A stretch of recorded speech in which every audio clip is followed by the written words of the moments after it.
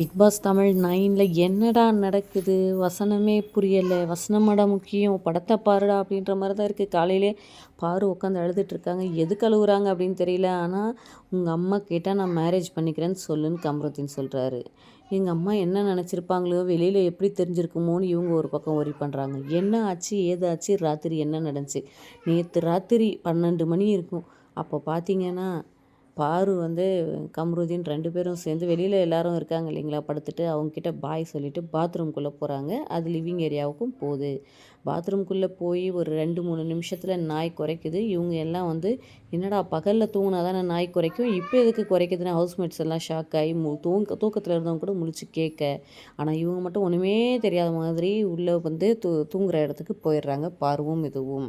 இது முடிஞ்சதா? அது அவங்களுக்கு என்ன நடந்துச்சுன்னே தெரியல ஹவுஸ்மேட்ஸ்க்கு. அடுத்ததா பார்த்தீங்கன்னா, ராத்திரி பாரு எனக்கு வீட்டுக்கு போகணும் போல இருக்குது.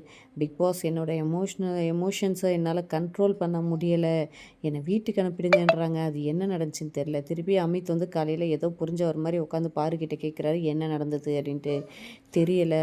உங்கள் 2 பேர் விஷயத்தை பற்றி பேசிகிட்டு இருக்கியா நீங்கள் கியூட் கப்புள் தானே. அவர் என்ன தான் சமாளித்தாலும் அவர் மனசுக்குள்ளே ஒன்று ஓடிட்டுருக்கு. அதுக்கடுத்ததாக கம்ருதீன் பார்த்தீங்கன்னா பேசிகிட்ருக்காரு. 1 மந்த் கழிச்சு நான் போயிட்டு மேரேஜ் பற்றி நான் மேரேஜ் பண்ணிக்கிறேன் இது ப்ராமிஸ் சொல்லி பாருக்கு சத்தியம் பண்ணுறாரு. இது எங்கே போய் முடிய போதோ, ராத்திரி என்ன ஆச்சோ அது பிக் பாஸ் தான் தெளிவுபடுத்தணும். எந்த விஷயம் கன்ஃபார்ம் ஆகுதோ நம்ம அந்த அப்டேட்டோடு வரும். நம்ம சேனலை சப்ஸ்கிரைப் பண்ணிக்கோங்க. தேங்க்யூ.